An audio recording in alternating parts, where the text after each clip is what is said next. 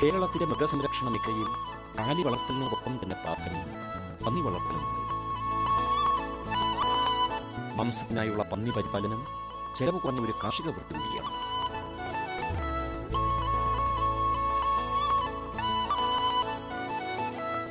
ഒരു 1,20,000-ഓളം പന്നികൾ സംസ്ഥാനത്ത് ഇപ്പോൾ പരിപാലിക്കപ്പെടുന്നു എന്നാണ് കണക്ക്.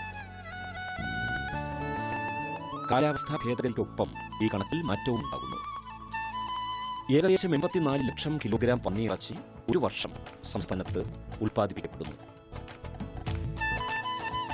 വളരെ പെട്ടെന്നുള്ള വളർച്ചയും വളരെ വേഗത്തിലുള്ള ഭക്ഷ്യോൽപാദനവും ഇതരം മൃഗപരിപാലനത്തിൽ നിന്നും പന്നി വളർത്തലിനെ വ്യത്യസ്തമാക്കുന്നു.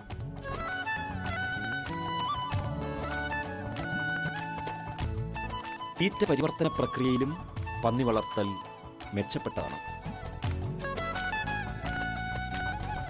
3.5 കിലോഗ്രാം തീറ്റയിൽ 1 കിലോഗ്രാം മാംസം ഉൽപ്പാദിപ്പിക്കാൻ കഴിയുമെങ്കിൽ മറ്റ് മൃഗങ്ങൾക്കാവശ്യമായ തീറ്റയുടെ തോത് കൂടുതലാണ്. പന്നി മാംസത്തിൽ അടങ്ങിയിരിക്കുന്ന കൊഴുപ്പിന്റെ ഘടനയിൽ മാറ്റം വരുത്തിയാൽ മറ്റു മാംസങ്ങളിൽ ഉള്ളതിനേക്കാൾ കൊഴുപ്പിന്റെ അംശം വളരെ കുറയ്ക്കാനാകുന്നു. ഒരു പന്നിയിൽ നിന്നും 70% മാംസം ലഭ്യമാകുകയും ചെയ്യുന്നു.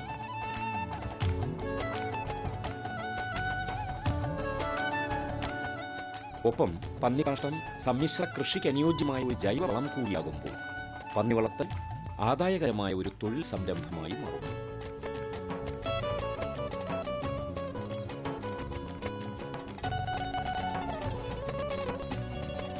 ഈ തിരിച്ചറിവിലാണ് പാലാ പ്രവിത്താനം പനന്താനത്ത് വീട്ടിലെ സെബാസ്റ്റ്യൻ മാനുവൽ ഒരു പന്നി ഫാമിന് തുടക്കമിട്ടത്.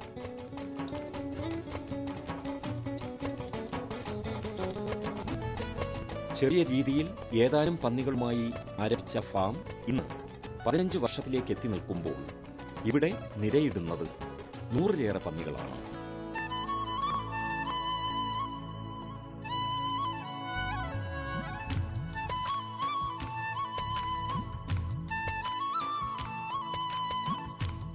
കമ്പോളത്തിൽ പ്രിയമായ 3 ഇനങ്ങളിൽപ്പെട്ട പന്നികളെയാണ് സെബാസ്റ്റ്യൻ തന്റെ ഫാമിൽ വളർത്തുന്നത്.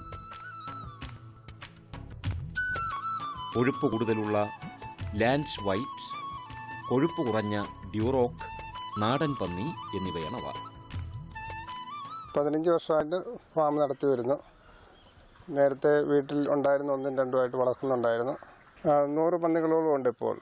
അതിനകത്ത് ലാർജ് വൈറ്റ് ഉണ്ട് 50 എണ്ണത്തോളം, 50 എണ്ണം കുഞ്ഞുങ്ങളും വലുതുമായിട്ട് ഡ്യൂറോക്ക് ഉണ്ട്. മാംസത്തിന് ഏറ്റവും നല്ലത് ഡ്യൂറോക്കാണ്. അതിന് നെയ്യുടെ അംശം കുറവാണ്.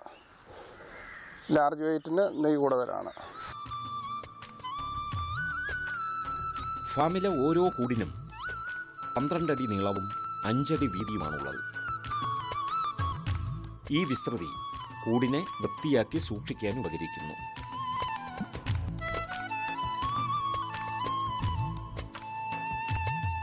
ഓരോ കൂട്ടിലും 3 പന്നികളെ വീതം പരിപാലിക്കുന്നു. ഇണചേരുന്നതിനും കുഞ്ഞുങ്ങളെ പ്രസവിക്കുന്നതിനും കൂട്ടിലെ വിശാലമായ സൗകര്യം പ്രയോജനപ്പെടുന്നു. കൂടാതെ കൂടിന്റെ പിന്നിലായി കാഷ്ടം വീഴുന്നതിനാൽ പന്നികളുടെ മേലിൽ പുരളാതിരിക്കുകയും കൂട് വൃത്തിയാക്കാൻ അതെളുപ്പമാവുകയും ചെയ്യുന്നു. പന്നി ഫാമിലെ ശുചിത്വം വളരെ പ്രധാനമാണ്. അതുകൊണ്ട് തന്നെ ഫാമിലെ ശുചീകരണ പ്രവർത്തനങ്ങളിൽ സെബാസ്റ്റ്യൻ ഏറെ നിഷ്കർഷ പുലർത്തുന്നു.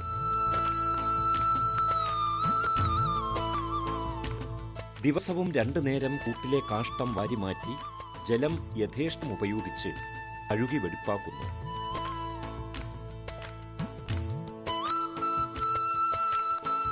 കൃത്യമായ ശുചീകരണ വൃത്തിയിലൂടെ പന്നികളിൽ കണ്ടുവരുന്ന രോഗബാധയെ അകറ്റി നിർത്താനാകുമെന്നാണ് സെബാസ്റ്റ്യൻ തന്റെ അനുഭവത്തിലൂടെ പറയുന്നത്.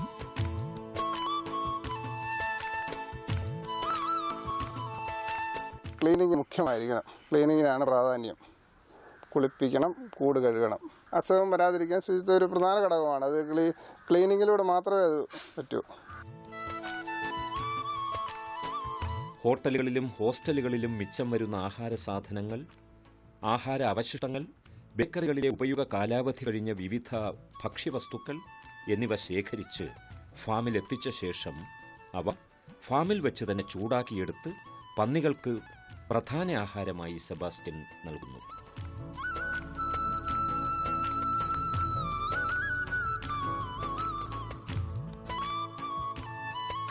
ദിവസവും 2 നേരമാണ് തീറ്റ നൽകുക. കുഞ്ഞുങ്ങൾക്ക് 1 കിലോഗ്രാം, 3 മാസം പ്രായമായ കുഞ്ഞുങ്ങൾക്ക് 5 കിലോഗ്രാം, മുതിർന്നവയ്ക്ക് അവയുടെ ഭാരത്തിനനുസരിച്ചുള്ള തീറ്റ എന്നീ തോതിലാണ് നൽകിപ്പോരുന്നത്.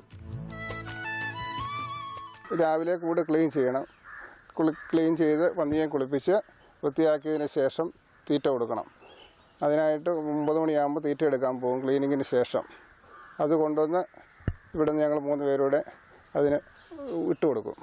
തീറ്റ എടുക്കാൻ ഇവിടെ അടുത്ത് എഞ്ചിനീയറിംഗ് കോളേജുണ്ട്, ഹോസ്റ്റല്, ക്യാൻറ്റീന്, പിന്നെ വിവിധ 3 ഹോട്ടലുകൾ, കോഴിക്കടകളിൽ നിന്നും കളക്ട് ചെയ്ത് വരുന്നു, ബേക്കറിയിൽ നിന്നും ഉണ്ട്. തീറ്റ കൊടുക്കുന്നത് രാവിലെ കൊടുക്കും, വൈകിട്ടും കൊടുക്കും. രാവിലെ 8 മണി കഴിയുമ്പോൾ ക്ലീനിങ് കഴിയുമ്പോൾ, വൈകിട്ട് 4 മണി കഴിക്കും ശേഷവും. ഒരു നേരം പ്രധാനമായിട്ട് കുളിപ്പിക്കുന്നുള്ളൂ. ഒരു നേരം വെള്ളം വെറുതെ സ്പ്രേ ചെയ്യത്തേ ഉള്ളൂ. കിണറ്റിൽ നിന്നും ശേഖരിക്കുന്ന വെള്ളമാണ് പന്നികൾക്ക് കുടിവെള്ളമായി നൽകുന്നത്. ആഹാര വസ്തുക്കൾ ബാക്കി വന്നാൽ അത് ഫാമിൽ വെച്ച് തന്നെ കത്തിച്ചു കളയുന്നു. ഇങ്ങനെ ശുചീകരണ പ്രക്രിയയ്ക്ക് പ്രാധാന്യമേറെ നൽകുന്നതിനാൽ സെബാസ്റ്റ്യന്റെ പന്നി ഫാമിൽ യാതൊരുവിധ ദുർഗന്ധവും അനുഭവപ്പെടുന്നുമില്ല. ഗുണനിലവാരമുള്ള മാംസവും കൂടുതൽ വളർച്ചാ നിരക്കുമുള്ള കുഞ്ഞുങ്ങളെ ഉൽപ്പാദിപ്പിക്കുന്നിടത്താണ് ഒരു പന്നി ഫാമിലെ തൊഴിൽപരമായ വിജയം. പ്രത്യുൽപാദന പ്രക്രിയയ്ക്കായി ആൺപന്നികളെയും പെൺപന്നികളെയും ഒരേ കൂട്ടിലാക്കി വളർത്തിപ്പോരുന്നു.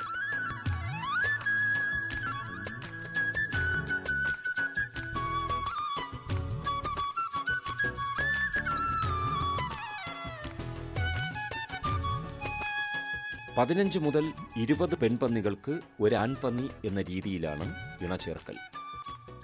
പെൺപന്നിയുടെ ഗർഭകാലം 3 മാസവും 3 ആഴ്ചയും 3 ദിവസവുമാണ്. ഒരു പെൺപന്നി വർഷത്തിൽ 2 തവണയായി 20 കുഞ്ഞുങ്ങളെ പ്രസവിക്കുന്നു. ശരീരഭാരം കൂടിയ തള്ളപ്പന്നികളുടെ അശ്രദ്ധ മൂലം കുഞ്ഞുങ്ങൾ കൂട്ടിൽ അമർന്ന് ഞെരുങ്ങി ചത്തുപോകാനുള്ള സാധ്യതയുള്ളതിനാൽ കുഞ്ഞുങ്ങളെ പ്രത്യേകം കൂട്ടിലാക്കി സംരക്ഷിക്കുന്നു. 28 ദിവസം മുതൽ 45 ദിവസം വരെയാണ് കുഞ്ഞുങ്ങളുടെ മുലയൂട്ടൽ കാലം.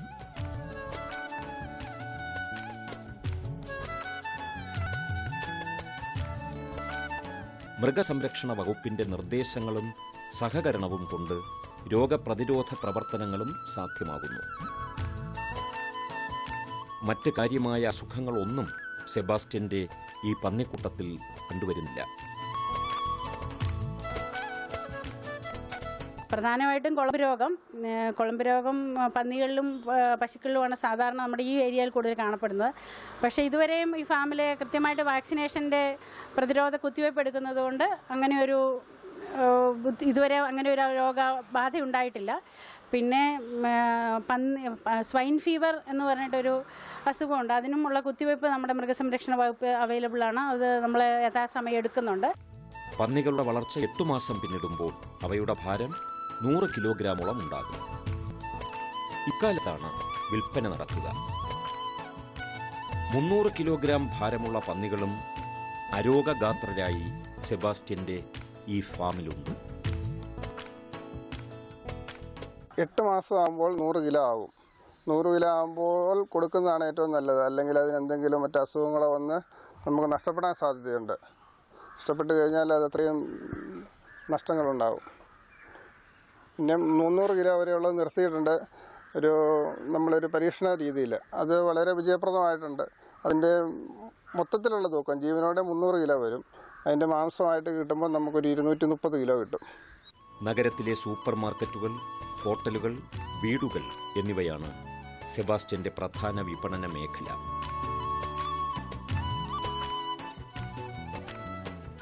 വർദ്ധിച്ചുവരുന്ന ഉപഭോഗ താൽപര്യം മൂലം മികച്ച വരുമാനം തന്നെ സംരംഭകർക്ക് ലഭിക്കുകയും ചെയ്യുന്നു. ഇത് ആർക്കും നടത്താൻ പറ്റുന്ന ഒരു സംരംഭമാണ്. അധികം അധ്വാനമൊന്നും വേണ്ട. നമ്മൾ മനസ്സുവെച്ചാൽ നമുക്ക് തന്നെ ചെയ്യാനുള്ളതേ ഉള്ളൂ. ജോലിക്കാരൊന്നും വേണ്ട. ഞങ്ങൾക്കിപ്പോൾ ഒരു 100 പന്നി മിച്ചമുണ്ട്. ഞങ്ങൾ തന്നെയാണ് വിപണി കണ്ടെത്തിയതും വിപണനം നടത്തുന്നതും. ഞങ്ങൾക്ക് വന്ന് പാക്ക് ചെയ്ത് തന്ന ആളുണ്ട്. അതുകൊണ്ട് നമുക്ക് അധികം ബുദ്ധിമുട്ടില്ല. ഓർഡർ എടുത്താൽ മതി. നമ്മൾ ഓർഡർ എടുത്ത് കടകളിലൊക്കെ എത്തിച്ചു കൊടുക്കുന്നത് മാത്രമേ ഉള്ളൂ. കൂട്ടിൽ നിന്നും നീക്കുന്ന പന്നിക്കാഷ്ടത്തിൽ ഏറിയ പങ്കും കമ്പോസ്റ്റ് വളമാക്കി മാറ്റി കർഷകർക്ക് വിൽക്കുന്നു. കൂടുകൾ കഴുകി ഒഴുക്കുന്ന ജലവും കാഷ്ടവും പോളിത്തീൻ പൈപ്പ് വഴി ബയോഗ്യാസ് പ്ലാന്റിലേക്കും എത്തിക്കുന്നു.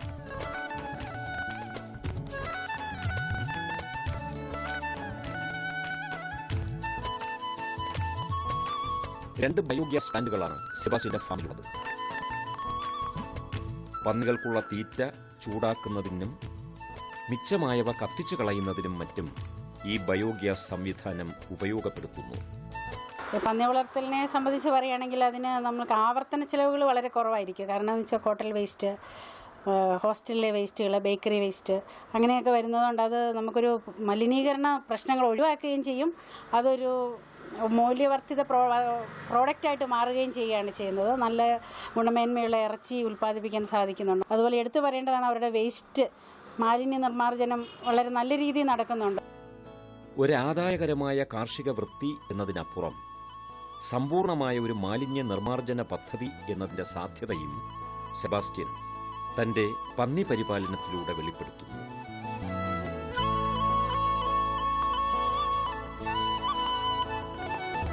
ഈ പാരിസ്ഥിതിക സംരക്ഷണ താൽപര്യം തന്നെയായിരുന്നു തന്റെ റബ്ബർ തോട്ടത്തിൽ അതിഥികളായെത്തിയ ആയിരക്കണക്കിന് ചിത്രശലഭങ്ങളെ സംരക്ഷിക്കാൻ സെബാസ്റ്റ്യനെ പ്രേരിപ്പിച്ചത്.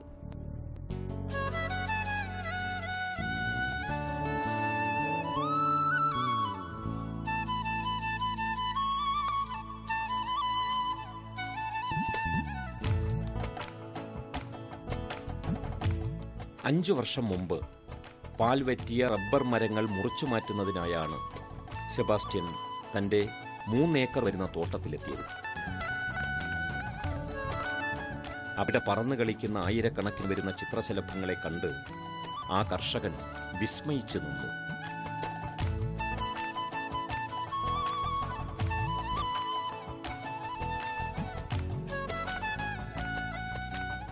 വർണ്ണരാജികൾ വാരി വിതറി പറക്കുന്ന പൂമ്പാറ്റകൾക്കായി തന്റെ കൃഷിയിടം വിട്ടുകൊടുത്തുകൊണ്ട് സെബാസ്റ്റ്യൻ എന്ന പരിസ്ഥിതി സ്നേഹി അവിടെ നിന്നും മടങ്ങിപ്പോരുകയായിരുന്നു.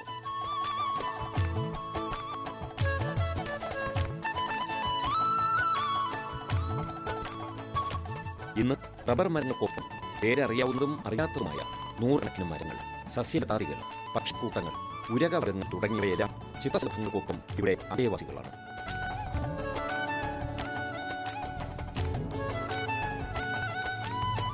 ചിത്രശലഭങ്ങളുടെ പ്രജനനവും ഇവിടെ തന്നെ നടക്കുന്നു. ലാർവാഭക്ഷ്യ സസ്യങ്ങളുടെ സാന്നിധ്യമാണ് ഇത്രയധികം പൂമ്പാറ്റകളെ ഇവിടേക്ക് ആകർഷിക്കുന്നതെന്ന് ഈ പ്രതിഭാസത്തെപ്പറ്റി പഠിക്കാനെത്തിയ ഗവേഷകർ അനുമാനിക്കുന്നു.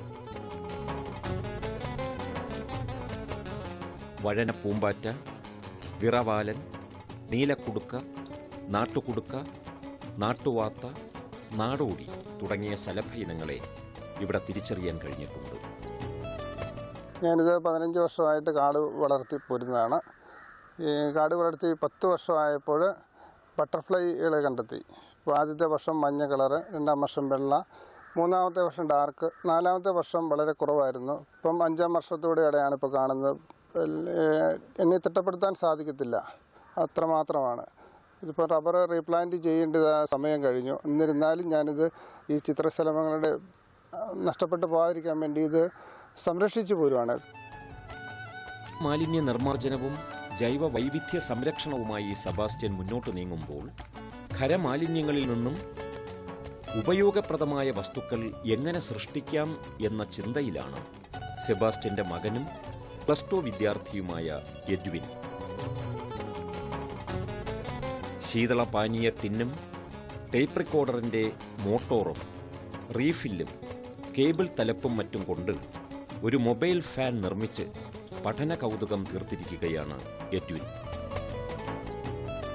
പന്നി ഫാമിലെ ജൈവമാലിന്യ നിർമ്മാർജ്ജനവും ശലഭവനിയിലെ ആവാസ സുസ്ഥിരതയും പിന്നിട്ട് സെബാസ്റ്റ്യൻ മാനുവലിന്റെ പനന്താനത്ത് വീട്ടിലേക്കെത്തുന്ന കാറ്റിൽ പാരിസ്ഥിതിക ഭംഗിയുടെ സുഗന്ധമുണ്ട്. കാർഷിക സമർപ്പണത്തിൻ്റെ ആഹ്ലാദമുണ്ട്. ഒപ്പം സമകാലിക സമൂഹത്തിനേകാൻ പ്രാധാന്യമുള്ള ഒരു സന്ദേശവുമുണ്ട്.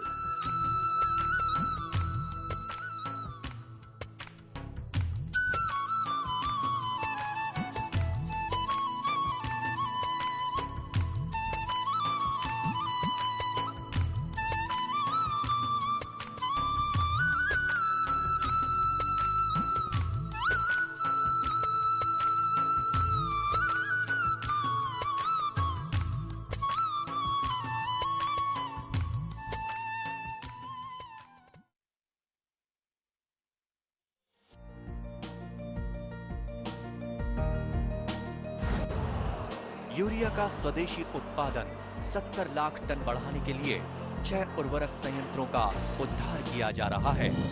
FCIL के गोरखपुर, सिंदरी, तलचर और रामागुंडम संयंत्र, HFCL की बरौनी इकाई और BVFCL की नामरू फोर्थ। सोने पर सुहागा ये है कि देश में अब बनेगा सिर्फ नीम लेपित यूरिया, क्योंकि इससे होगा किसानों का फायदा ही फायदा। अनाज का उत्पादन 10% तक बढ़ेगा। बढ़ेगी 10 से 15% नाइट्रोजन क्षमता।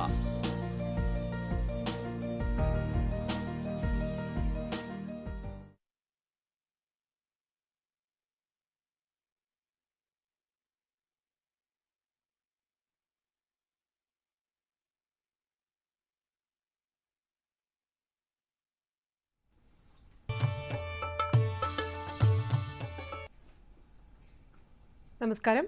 ദൂരദർശൻ കാർഷിക വാർത്തകളിലേക്ക് സ്വാഗതം. പ്രധാന വാർത്തകൾ. ന്യൂട്രിസീഡ് വിത്തിനൊപ്പം വളവും ചേർന്ന സാങ്കേതിക വിദ്യ. റബ്ബർ നടീൽ വസ്തുക്കൾ വിതരണത്തിന് തയ്യാറായി. തമിഴ്നാട് കാർഷിക സർവകലാശാലയിലെ സോയിൽ സയൻസസ് കാർഷിക രസതന്ത്ര വിഭാഗം ന്യൂട്രിസീഡ് എന്ന നൂതന സാങ്കേതിക വിദ്യ വികസിപ്പിച്ചെടുത്തു. വിത്ത്, കൃത്രിമ വളം, സമ്പുഷ്ടീകൃത വളം എന്നിവ ഓരോ പാളിയിൽ യഥാക്രമം അടുക്കിയാണ് ന്യൂട്രിസീഡ് തയ്യാർ ചെയ്തിട്ടുള്ളത്. ന്യൂട്രിസീഡ് തയ്യാറാക്കുന്നതിന് തമിഴ്നാട് കാർഷിക സർവകലാശാല പരിശീലനം നൽകുന്നുണ്ട്. പച്ചക്കറി തൈകൾ പറിച്ചു നടുമ്പോൾ ന്യൂട്രിസീഡ് വേര് പടലത്തിന് സമീപം സ്ഥാപിക്കാം. ഒരു ദിവസത്തെ പരിശീലനത്തിന് 100 രൂപയാണ് ഫീസ്. കൂടുതൽ വിവരങ്ങൾക്ക് വിളിക്കേണ്ട ഫോൺ നമ്പർ 9442027302.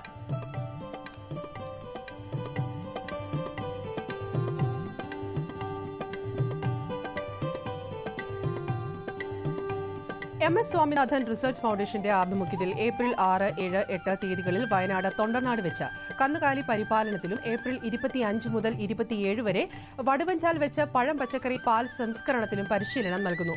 പരിശീലനം സൗജന്യമാണ്. ഫോൺ നമ്പർ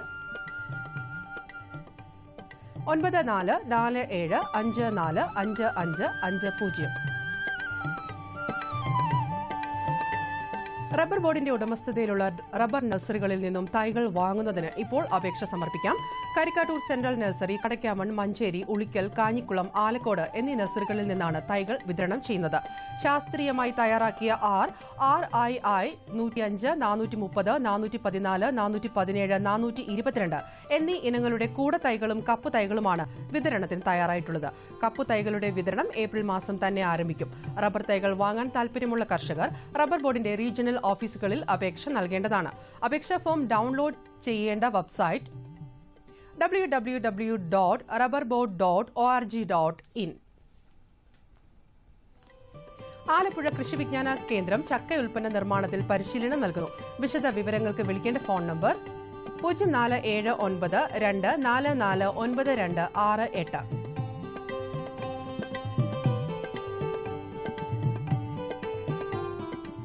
കേരള കാർഷിക സർവകലാശാല പുറത്തിറക്കിയ ഹരിതശ്രീ പടവലത്തിന്റെ വിത്ത് ഏപ്രിൽ മാസം മുതൽ വെള്ളാനിക്കര ഹോർട്ടിക്കൾച്ചർ കോളേജിൽ നിന്ന് ലഭിക്കും. Phone number 0487243841. തിരുവനന്തപുരം കനകക്കുന്നിൽ പ്രവർത്തിക്കുന്ന Kerala agri horticultural society terrace കൃഷി, ജൈവ കൃഷി എന്നിവ ചെയ്യുന്നതിന് പരിശീലനം നൽകുന്നു. ഏപ്രിൽ 19 മുതൽ 22 വരെയാണ് പരിശീലനം. കാർഷിക രംഗത്തെ വിദഗ്ധർ ക്ലാസുകൾ നയിക്കുന്നതാണ്. പേര് രജിസ്റ്റർ ചെയ്യുന്നതിനും കൂടുതൽ വിവരങ്ങൾക്കുമായി ബന്ധപ്പെടാവുന്ന ഫോൺ നമ്പർ 0471231634, മൊബൈൽ നമ്പർ 9447817085.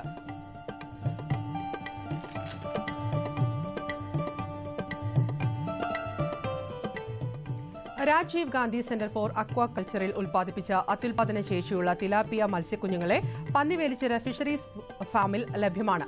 50 സെന്റിന് മുകളിൽ മത്സ്യം വളർത്താൻ പറ്റുന്ന തരത്തിലുള്ള ജലാശയ സൗകര്യമുള്ളവർക്ക് മത്സ്യക്കുഞ്ഞുങ്ങളെ ബുക്ക് ചെയ്യാം. തിലാപ്പിയ മത്സ്യങ്ങളെ വളർത്തുന്നതിനുള്ള ലൈസൻസിന് ജില്ലാ ഫിഷറീസ് ഓഫീസിൽ അപേക്ഷ സമർപ്പിക്കണം. കൂടുതൽ വിവരങ്ങൾക്ക് വിളിക്കേണ്ട ഫോൺ നമ്പർ 0468221458.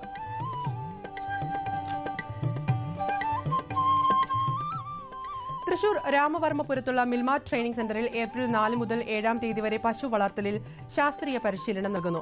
ബന്ധപ്പെടാവുന്ന phone number 048726956869.